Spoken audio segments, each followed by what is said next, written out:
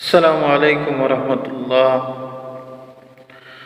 সম্মানিত প্রিয় বন্ধুগণ, আগামীকাল একটা নিউজ দেখে আমার অন্তরটা খুশি হয়ে গেছে। ডাকসু নির্বাচনের নির্বাচিত নেতা সাদিক কায়েম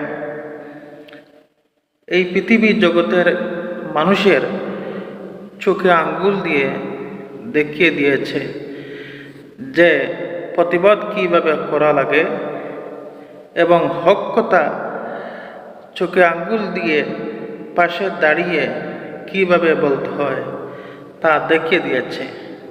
সম্মানিত প্রিয় বন্ধুগণ, পররাষ্ট্র উপদেষ্টার পাশে দাঁড়িয়ে পদত্যাগ চাইলেন, 48 ঘন্টার আলটিমেটাম দিলেন ডাকসু নির্বাচনের নেতা সাদিক কায়েম। সম্মানিত প্রিয় বন্ধুগণ, জামাত শিবির, জামাত ইসলাম সবসময় তারা হক পথে চলে এবং সত্য কথা বলে। সত্য কথা বলতে জামাত ইসলাম, জামাত শিবির কখনো তারা ভয় পায় না। সম্মানিত প্রিয় বন্ধুগণ, ইনশাল্লাহ যদি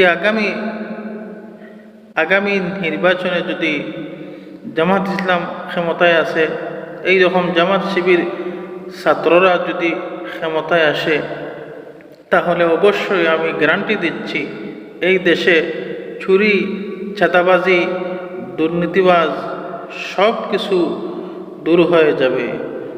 একটা সোনার বাংলাদেশ, প্রকৃত সোনার বাংলাদেশ গড়ে উঠবে কোরআন হাদিসের আলোকে।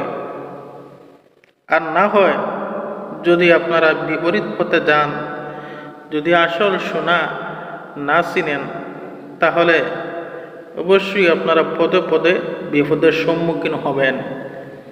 আবার 15-16 বছর যেইভাবে জাহিলদের জুলুম নির্যাতন সহ্য করেছেন, এইভাবে আবার পড়তে হবে এই দেশবাসীকে।